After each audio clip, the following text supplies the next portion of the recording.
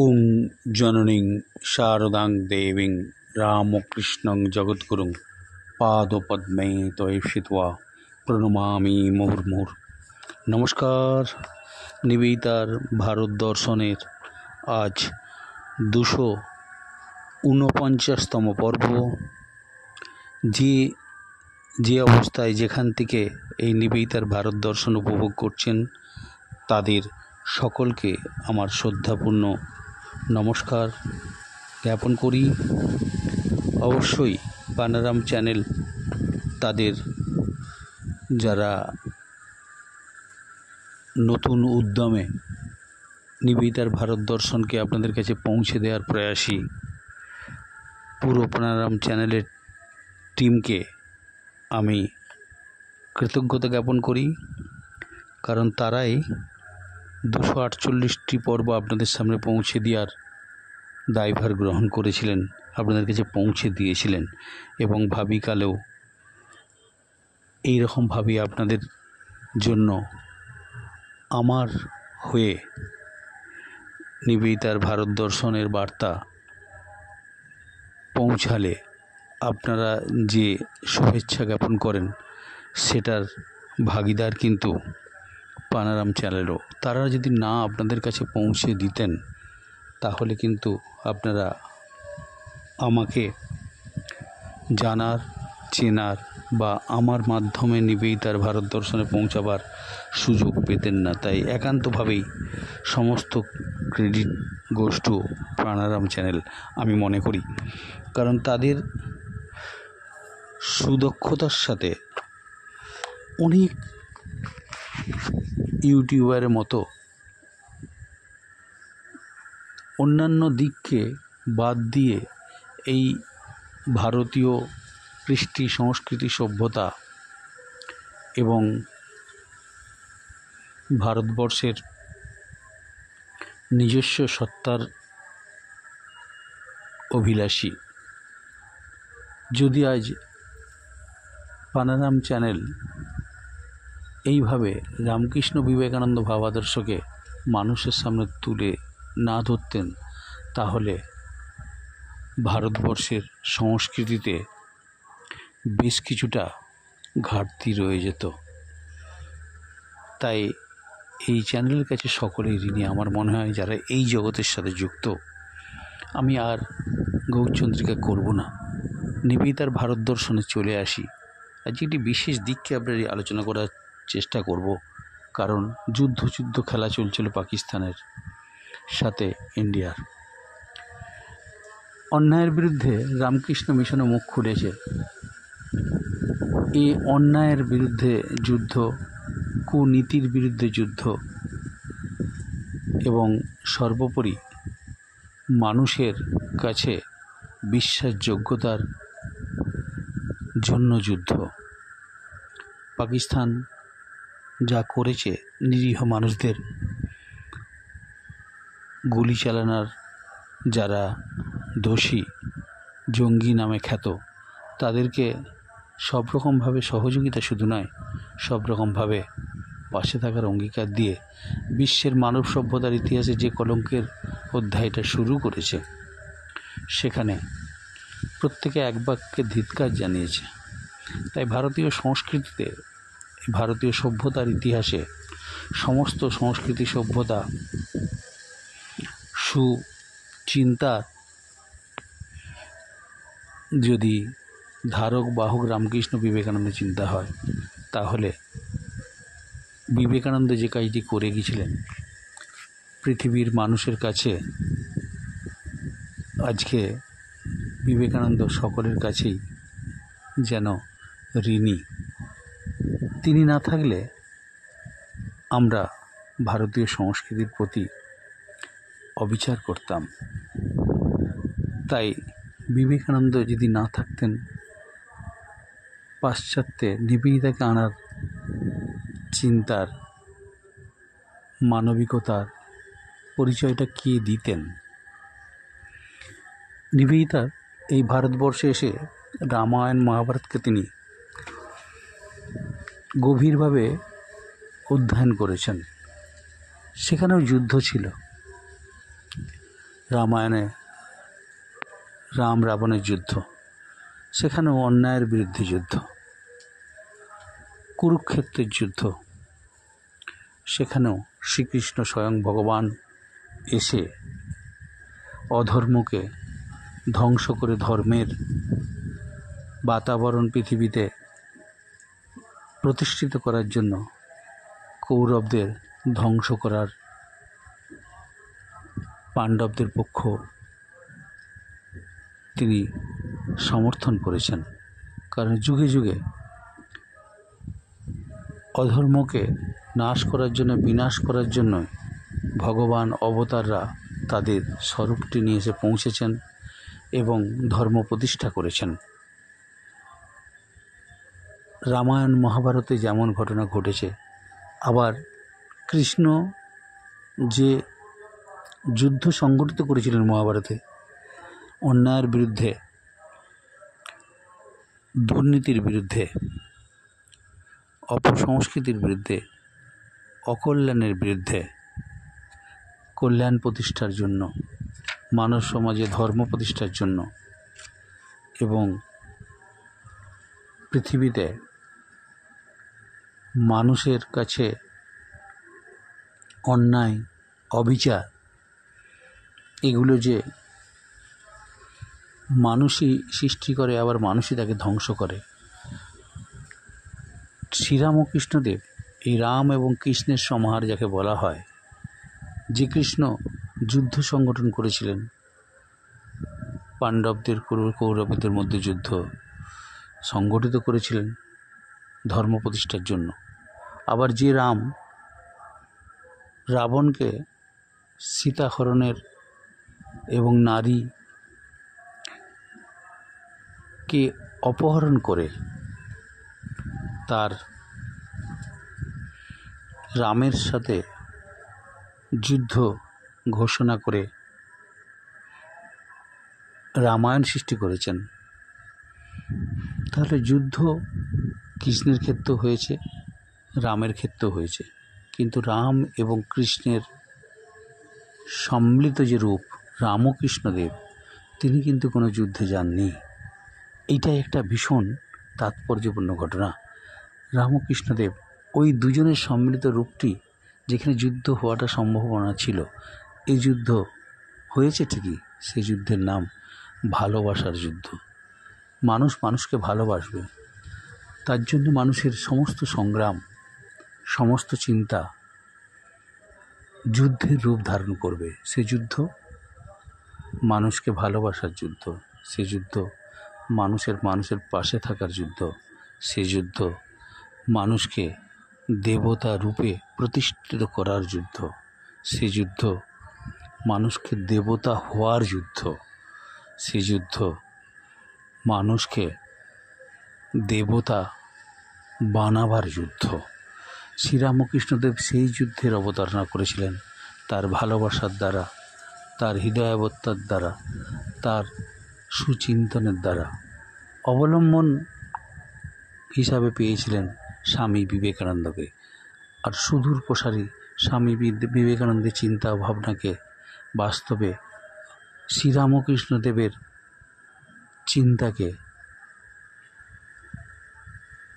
বাস্তব সমাজে প্রতিষ্ঠিত এবং রূপায়িত করার জন্য যাকে এনেছিলেন তার নাম নিবেদিতা। ভারতবর্ষের কল্যাণের জন্য যদি শ্রীরামকৃষ্ণদেবের জীবন গ্রহণ করতে হয়ে থাকে অবতারকে মানুষরূপে, সেই অবতারের যদি ত্যাগ, তিতিক্ষা, সেবা যদি ভারতবর্ষের জাতীয় আদর্শকে সামনে রেখে তিনি যদি পৃথিবীতে এই সুচিন্তার প্রতিষ্ঠার জন্য তাকে পৃথিবীতে আসতে হয়, সেখানে যদি একটি মানুষের জীবনে এই সুচিন্তা, সুবিশ্বাস, ত্যাগ এবং সেবার পরাকাষ্ঠারূপে একটি মানুষকে জীবন পরিগ্রহ লাভ করতে হয়, স্বামী বিবেকানন্দ সেটি দেখিয়ে দিয়ে গেছেন। সেটির নাম ভগিনী নিবেদিতা। তার জীবনে সেটি সংগঠিত হয়েছিল এবং সেটি এক বাক্যে স্বীকার করা যায়। তার জীবন, ত্যাগ, তিতিক্ষা, তার আত্মীয় পরিজন, তার দেশ, তার ধর্ম, সমস্ত কিছু ত্যাগ করেছেন এবং নিজে যে ত্যাগের ব্যাখ্যা করেছেন বজ্র সর্বোচ্চ ত্যাগের প্রতীক। আমার মনে হয় সেই সর্বোচ্চ ত্যাগের প্রতীক বজ্র আর নিবেদিতা সমার্থক শব্দ হয়ে গেছেন। এই নিবেদিতা যুদ্ধ সম্পর্কে তার কি চিন্তা, কুরুক্ষেত্রের যুদ্ধক্ষেত্রে দাঁড়িয়ে শ্রীকৃষ্ণ যে বাণী গীতারূপে মানুষের কাছে পৌঁছে দিয়েছিলেন, ধর্মযুদ্ধ নামে অধর্মের বিনাশের জন্য, ধর্মের প্রতিষ্ঠার জন্য, সেই কুরুক্ষেত্রে পৌঁছে গিয়েছিলেন ভগিনী নিবেদিতা। কারণ তিনি মহাভারতকে শ্রদ্ধা করতেন, তিনি রামায়ণকে শ্রদ্ধা করতেন, ভারতীয় পুরাণকে শ্রদ্ধা করতেন। তাই মহাভারতের ৩৫০০ বছরের সুপ্রাচীন রণভূমি কুরুক্ষেত্র, সেখানে পাণ্ডব কৌরবদের অষ্টাদশ অক্ষীয়নী সেনা সমবেত হয়েছেন যুদ্ধার্থে। ১৮ দিনের যুদ্ধে সবই ধ্বংস হয়েছিল, কেবল পঞ্চপাণ্ডবাদী গুটি কয়েক প্রাণী জীবিত ছিলেন। এ আজ ইতিহাস।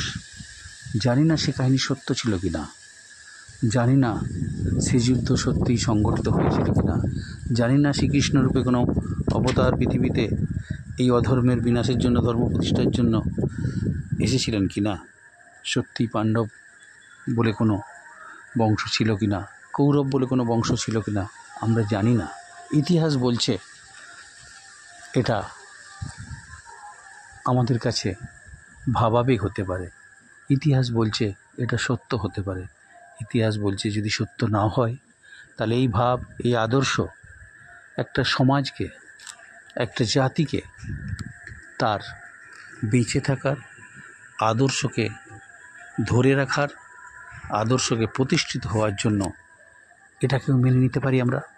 কারণ যদি একটা বিশ্বাস, একটা আদর্শকে নিয়ে মানবজাতি এগিয়ে যায়, সেখানে যদি এরকম কোনো চরিত্র তৈরি করা হয় রামায়ণ মহাভারতের মতো, সেখানে অবশ্যই অন্যায়ের বিরুদ্ধে ন্যায়ের প্রতিষ্ঠার জন্য, অধর্মকে ধ্বংস করে ধর্ম প্রতিষ্ঠার জন্য, সেক্ষেত্রে সমাজ, মানব জাতির বেঁচে থাকার একটা পথ এবং মহিমার কথা সামনে আসতেই পারে। তাই এই গুটি কতক প্রাণী পাণ্ডবদের বেঁচে থেকে সমাজকে ধ্বংস করে যে যুদ্ধ হয়েছিল, শ্রীকৃষ্ণ তার হতা হতে পারেন। নিবেদিতার আমরা দেখব বিশ্লেষণ, চিন্তা কুরুক্ষেত্রের ময়দানে আসার আগে, তার আগে অনেক চিন্তা ভাবনা এই রামায়ণ মহাভারতকে নিয়ে তিনি লিপিবদ্ধ করে গেছেন।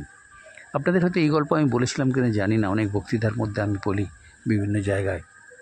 সে বক্তৃতার মধ্যে তার একটা বিখ্যাত বই তার রচিত হয়েছিল, দ্য ক্রেডিল টেলস অফ হিন্দুইজম। এই ক্রেডিল টেলস অফ হিন্দুইজমে প্রায় ৩৩টি ভারতবর্ষের পুরাণ ভিত্তিক কাহিনী আমাদের মনকে জয় করেছিল নিবেদিতার লেখার দ্বারা। তিনি এই বইটি রচনা করেছেন, করার পরে তিনি কৃতজ্ঞতা স্বীকার করেছিলেন যোগিন মায়ের কাছে।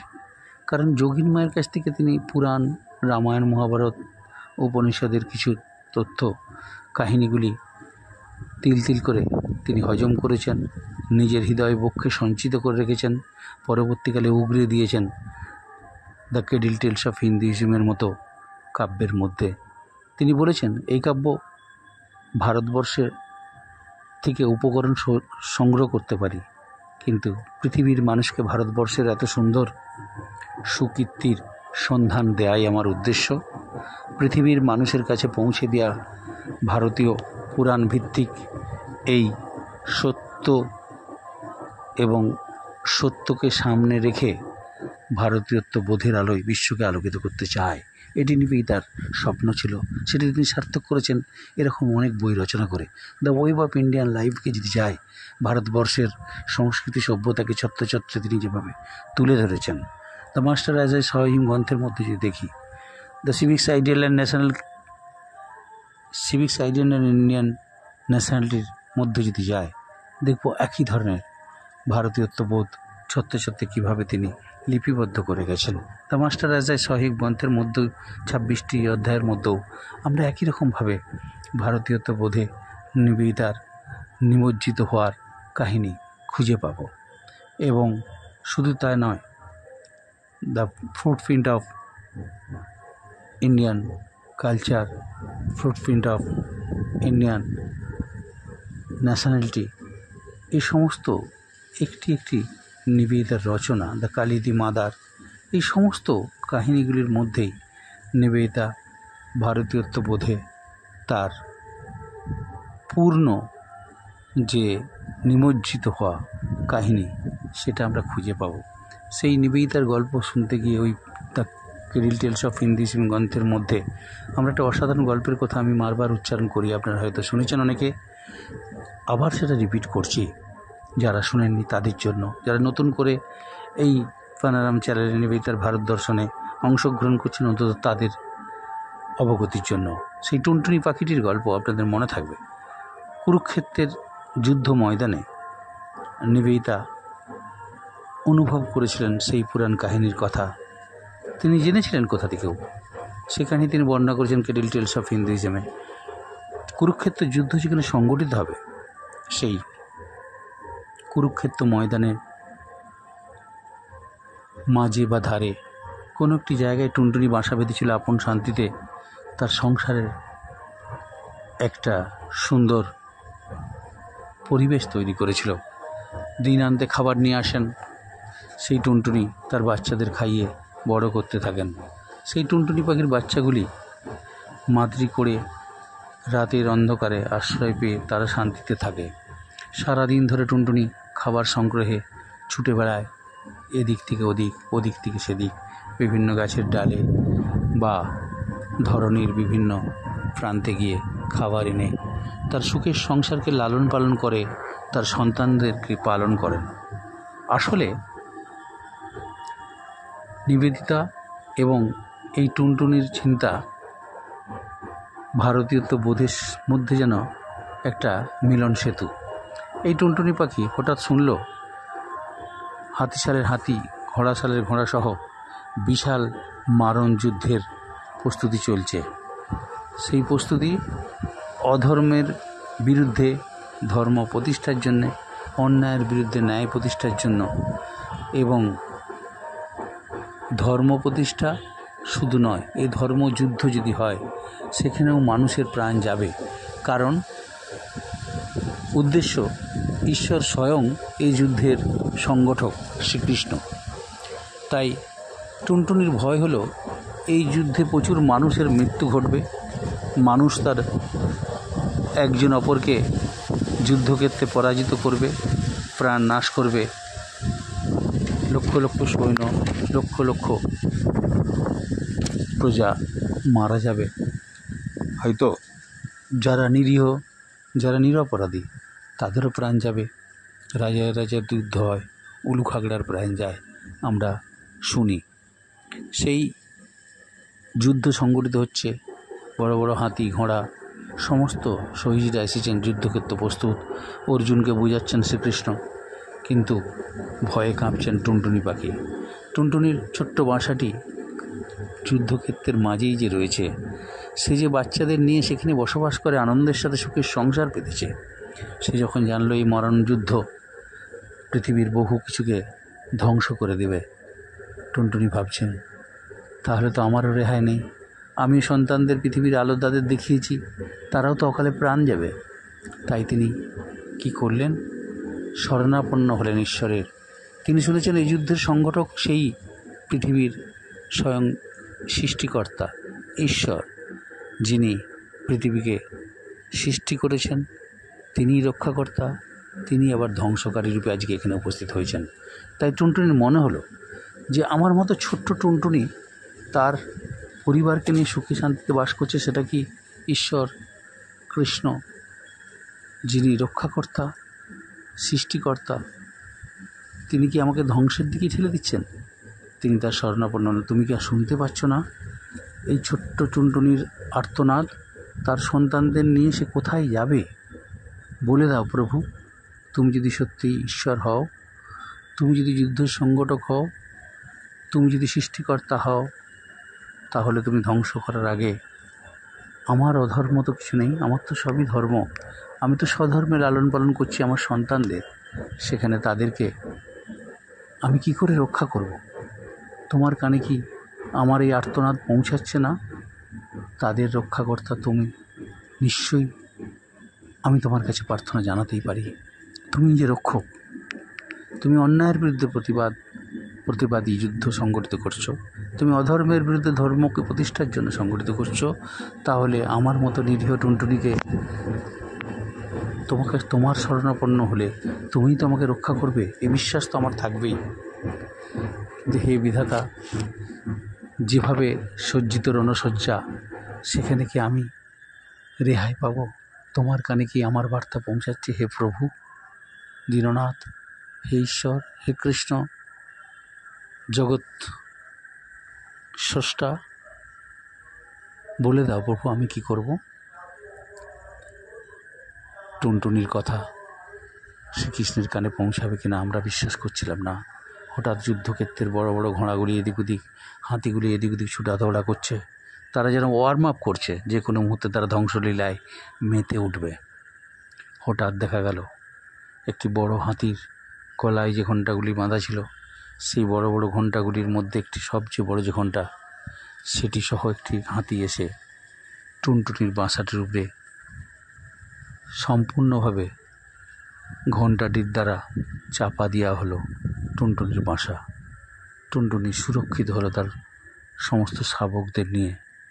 শ্রীকৃষ্ণের কানে পৌঁছেছিল কিনা জানি না, টুনটুনি বুঝতে তার অসুবিধা হলো না। আসলে তার আর্তনাদ, তার রক্ষক যে সৃষ্টিকর্তা স্বয়ং শ্রীকৃষ্ণর কানে পৌঁছেছে। তাই তিনি 8 দিনব্যাপী যুদ্ধের আগেই তার এই আর্তনাদকারী আর এক প্রাণকে ধ্বংসের দিকে ঠেলে না দিয়ে রক্ষাকর্তার মতো ভূমিকায় তাকে রক্ষা করলেন।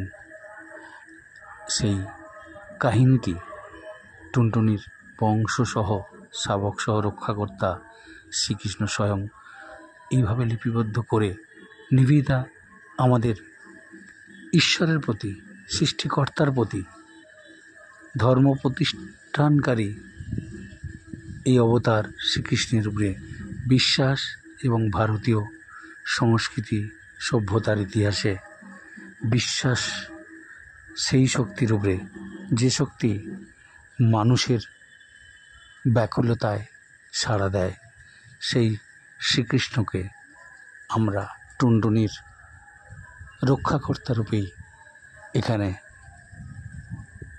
দেখতে পেলাম। তাই নিবেদিতার এই ধরনের কাহিনী, সেগুলি ভারতবর্ষের কুরুক্ষেত্রের যুদ্ধক্ষেত্রে দাঁড়িয়ে নিবেদিতার এরকম অনুভূতির কথা আমরা এর পরের দিনের আলোচনায় আনব। নিবেদিতার ভারত দর্শনে আজ 249তম পর্ব আপনাদের কাছে সেই বার্তায় বয়ে নিয়ে আসুক অধর্মের বিনাশ, ধর্মের প্রতিষ্ঠা, অন্যায়ের বিনাশ, ন্যায়ের প্রতিষ্ঠা, দুর্নীতির এবং অপরাধ, অন্যায়, মিথ্যা, সমস্ত অরাজকতার অবসান ঘটুক। ভারতীয় সংস্কৃতির উপরে বিশ্বাস রেখে মানুষ আস্থাশীল হোক, অন্যায়ের বিরুদ্ধে রুখে দাঁড়াক, এবং শুধু রুখে দাঁড়ানোটাই নয়, তার সাথে সাথে এই সমস্ত সৃষ্টিকর্তা যিনি জগৎকে সৃষ্টি করেছেন, জগৎকে ধারণ করে রেখেছেন, জগৎকে রক্ষা করায় আমাদের বিশ্বাস এনে দিয়েছেন যুগ যুগ ধরে, সেই রক্ষাকর্তার চরণতলে মাথা নত করে আমাদেরকে তার শরণাপন্ন হওয়ার সুযোগ সত্যিকারের সেটি শ্রদ্ধার সাথে মানুষ যেন সৃষ্টিকর্তার চরণতলে বসে সেই সুযোগটি পায়, তার কৃপাটুকু পায়, তার দ্বারা নিজে সুরক্ষিত হোক, ধর্ম সুরক্ষিত হোক, ন্যায় সুরক্ষিত হোক, মানুষের পরিশ্রম সার্থক রূপে মূল্যায়িত হোক। যত অধর্ম, অন্যায়, যত অপসংস্কৃতি, যত মানুষের মধ্যে ঘৃণা, লোভ, পাপ, এগুলি দূরীভূত হোক। যাদের মধ্যে এগুলি সংগঠিত হয়ে রয়েছে তারাও সেই ঈশ্বরের কৃপা পাক। কারণ ঈশ্বরের সন্তান তো আমরা সকলেই। যে অন্যায় করছে, যে অন্যায়ের শিকার হচ্ছে, অতএব তাদের অন্যায়কারীদের সুবুদ্ধি তিনিই দিন, যিনি এই ন্যায় এবং অন্যায় সৃষ্টি করেছেন, যিনি অন্ধকার এবং আলোর সৃষ্টি করেছেন। তিনি আলোর মধ্যে দিয়ে অন্ধকারকে দূর করার সুযোগটি আমাদের সামনে এনে দিন, যাতে আমরা আলো অন্ধকারের স্বরূপটি চিনতে পারি, চিনে নিজেরা আলোর পথে এগোই, অন্ধকারকে পেছনে ফেলে। আজ এই পর্যন্তই। তমসো মা জ্যোতির্গময়। ওং শান্তি শান্তি শান্তি। হরি ওং তৎসৎ। নমস্কার, সকলে ভালো থাকবেন। নিবেদিতার ভারত দর্শনের 249তম পর্ব আজ এখানেই শেষ করলাম। জয়তু নিবেদিতা।